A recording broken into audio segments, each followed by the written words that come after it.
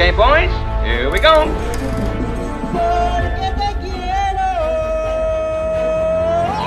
Halo guys, kembali lagi bersama Mimin di Celengan Film. Kali ini kita akan membahas film keren, sekeren Mimin nih, yaitu Enter the Fat Dragon. Enter the Fat Dragon merupakan film komedi bela diri yang dirilis di Hong Kong pada 2020. Bagaimana kisah seluruhnya? Yuk, mari kita menonton. Film ini diawali dengan Su yang mendapatkan tugas untuk menggagalkan sebuah aksi perampokan bank. Di hari yang sama, ternyata Su juga harus melakukan pemotretan untuk pernikahan dengan pacarnya yang bernama Kier, yang juga seorang artis. Agar tidak terlambat datang ke pemotretan, Su pun pergi bertugas dengan menggunakan jas yang sudah disiapkan Kier. 咁啊捉棋福黨咋？你估打劫銀行咩？仲可以喺酒樓影婚紗相啊？搭船嘅嘢，你識條鐵咩？ Aksi perampokan pun benar terjadi. Su berlari dan lompat ke atas atap mobil yang digunakan para perampok untuk kabur. Hingga akhirnya Su berhasil masuk ke dalam mobil dan menghajar para perampok dengan jurus kungfu yang ia punya.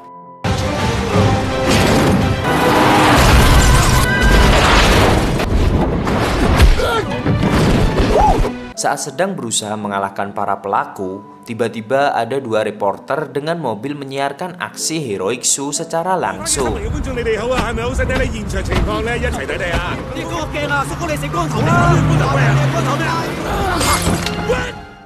Su pun akhirnya berhasil melumpuhkan para pelaku dan menguasai mobil. Tapi sialnya, rem mobil tersebut blong hingga menabrak kantor polisi tempatnya bertugas dan nyaris menabrak komandannya.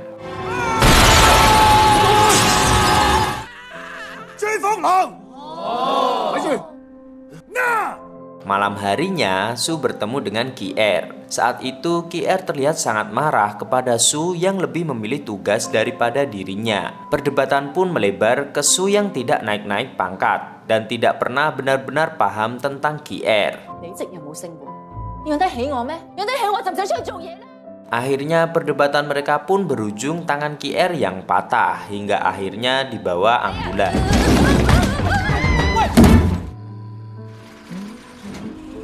Keesokan harinya di kantor, Su Fulong terlihat mengemasi barang-barangnya ditemani Chen sahabatnya yang juga polisi. Su sedikit kesal karena dari sekian banyak kasus yang ditanganinya, malah Chen yang naik pangkat dan Su dipindah tugas ke ruang barang bukti.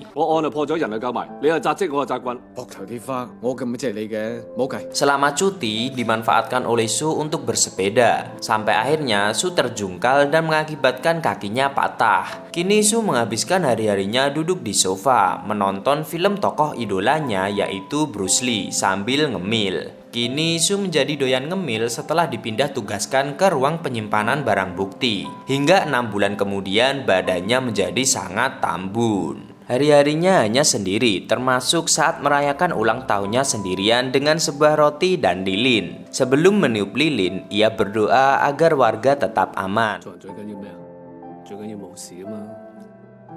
Suatu hari, Su Fulong diajak ke sebuah rumah sakit untuk melihat kondisi Yuji Yamamoto, sutradara film dewasa asal Jepang yang menjadi korban ledakan saat perampokan waktu itu dan mengalami masalah di otaknya.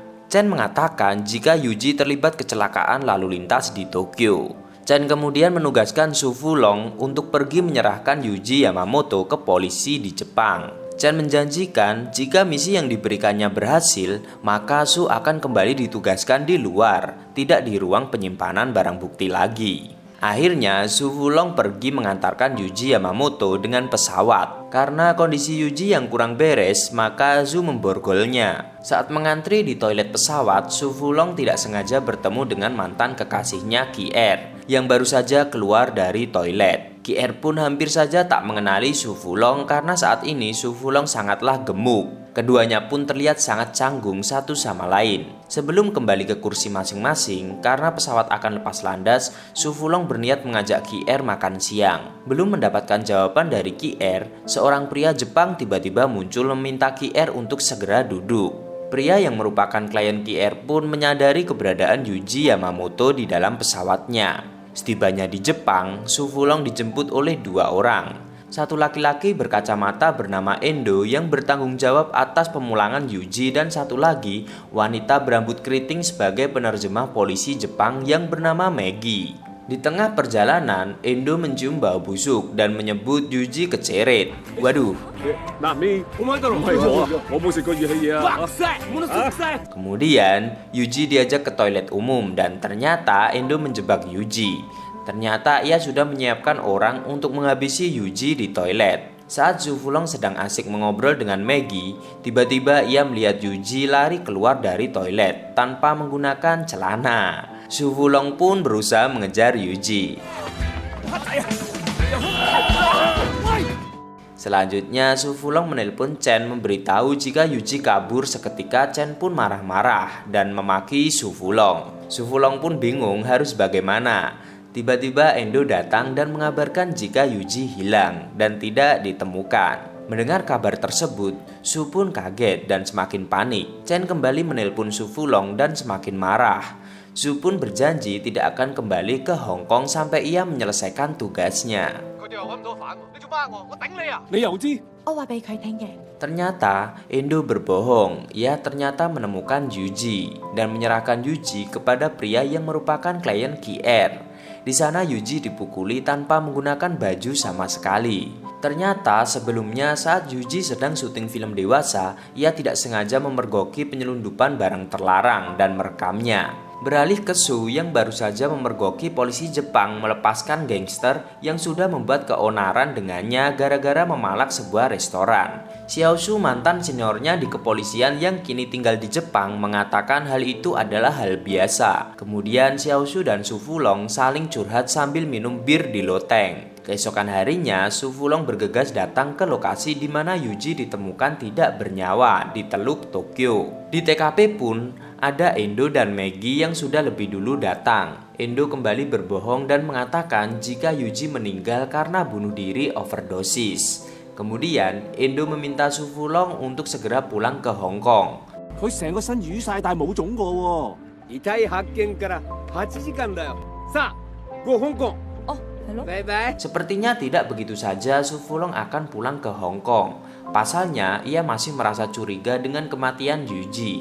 Bersama Xiao Su, Su Fulong pun pergi ke tempat tinggal Yuji untuk mencari petunjuk. Su Fulong pun menggeledah satu persatu tiap sudut rumah Yuji, hingga dirinya menemukan HP di dalam bantal Yuji. 放棄啊！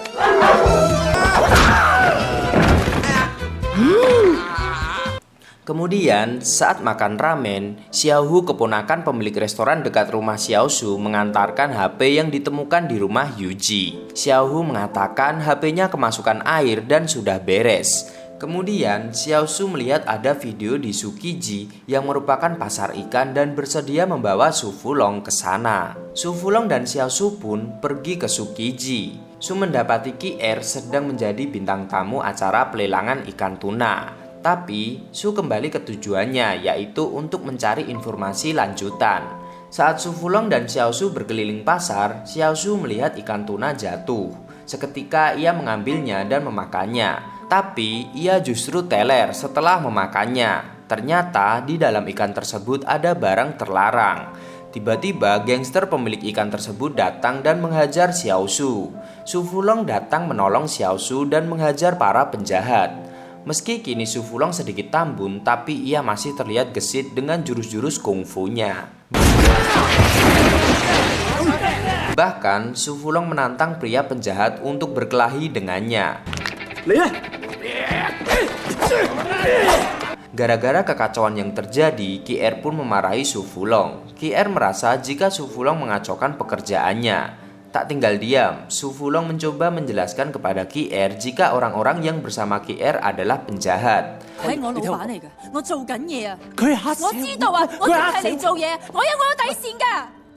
Kemudian beberapa mobil polisi datang. Endo mengajak Su Fulong dan Xiao Su untuk pergi dari tempat tersebut. Saat di dalam mobil untuk perjalanan pulang ke rumah Xiao Su, Su Fulong melamun dan merasa banyak kekacauan yang terjadi adalah karena dirinya. Su Fulong kemudian menelpon QR untuk mengajaknya makan ramen bersama. Keduanya akhirnya makan ramen bersama sambil minum. Setelah sedikit mabuk, Ki-er mengatakan sebenarnya mereka berdua saling mencintai. Su Fulong pun mengatakan jika dirinya ingin balikan dengan Ki-er dan mengatakan ingin berhenti menjadi polisi karena selama ini saat menjadi polisi selalu membuat Ki-er khawatir. Su Fulong kemudian memeluk Ki-er. Keduanya pun sepakat dan bersulang. 一言為定，飲杯。飲，乾杯。 Setelah itu, tiba-tiba terjadi gempa yang cukup kencang. Su Fulong berusaha melindungi Ki-er. Setelah tidak terjadi guncangan, Su Fulong mencoba memastikan orang-orang di warung ramen tersebut semuanya baik-baik saja, termasuk Ki-er. Melihat apa yang dilakukan Su Fulong barusan, Ki-er merasa bahwa Su Fulong tidak akan bisa berhenti menjadi polisi, karena itu adalah kebahagiaannya. Sambil menangis, Ki-er pun pergi meninggalkan Su Fulong. 其實呢個世界裏面有好多人都需要好似你種咁嘅人，但嗰個唔係我。 Keesokan harinya, saat Ki-er datang ke rumah kliennya yang seorang pria Jepang bernama Takashi, Ki-er terkejut karena mendapati Takashi telah menghabisi 2 orang sekaligus termasuk kakeknya. Ki-er pun mencoba kabur. You know you're only here because my grandfather loves you. But now he's dead. Beralih ke Xiaoshu. Akhirnya keponakannya berhasil memperbaiki video yang ada di HP Yuji. Xiaoshu pun menemukan bukti adanya perdagangan barang terlarang. Xiaoshu buru-buru menghubungi Su Fulong untuk mengabari jika mereka sudah mendapatkan bukti. Tak lama orang suruhan Takashi datang. 毎日毎日栗ばっかつっついて、もう手がバラバラなんだよ。啊，你個北街耶佬啊！ Tapi beruntung, HP sudah diselamatkan oleh Fuang Ha, pacar Xiaoshu.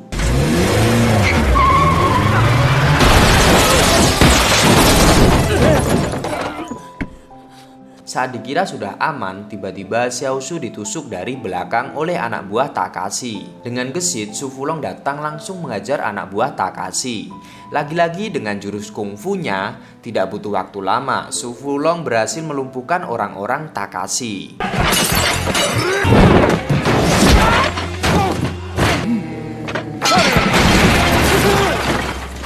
Kemudian polisi pun datang. Su Fulong akhirnya membeberkan semuanya jika Endo bersekongkol dengan Takashi dan mengetahui soal Yuji. Dengan menggunakan bahasa Jepang, Endo pun mengaku jika dialah yang merencanakan semuanya. Untungnya ada si penerjemah yang merekam omongan Endo dan akan melaporkannya ke atasannya. 何を食ってんだお前はよ。お前はクビだ。 I quit. Kemudian Su Fulong mendapat telepon. Ternyata dari Takashi yang menggunakan HP Ki-er. Takashi mengabarkan jika Ki-er saat ini bersama dirinya di atas menara Tokyo. Takashi meminta Su Fulong segera datang karena jika tidak, ia akan melempar mantan kekasih Su Fulong dari atas menara Tokyo. Su Fulong pun bergegas menuju menara Tokyo untuk menyelamatkan orang yang sangat ia cintai. Setibanya di sana, Su Fulong mendapati Ki-er sudah babak belur bersama Takashi. Su Fulong yang baru datang terkapar terkena tembakan Takashi. Melihat Su Fulong terkapar, Ki-er panik berlari memeluk Su Fulong. Ternyata Su Fulong tidak apa-apa, pelurunya hanya lewat. Perkelahian pun terjadi setelah Takashi memaki Su Fulong gendut dan sebaliknya, Su Fulong dan Ki-er memaki Takashi cungkring. Look at you. You like the little. Too big, too big. Yes, too big. Pertarungan sengit pun terjadi. Dan untuk pertama kalinya, Ki-er memberi semangat dan mendukung Su Fulong mengalahkan penjahat. Hello，我知道阿星仔。 Akhirnya Su Fulong berhasil melumpuhkan Takashi. Melihat hal itu, Ki-er pun langsung berlari ke arah Su Fulong dan tiba-tiba mencium Su Fulong. Tiba-tiba ada helikopter datang dan melemparkan tangga tali yang ternyata adalah Chen dan si penerjemah yang datang menyelamatkan Su Fulong. Pak Camat makan tomat dan film pun tamat. Pesan dari film ini adalah gak apa-apa gendut, kamu tetap akan bisa menyelamatkan dunia kok. Ha, canda.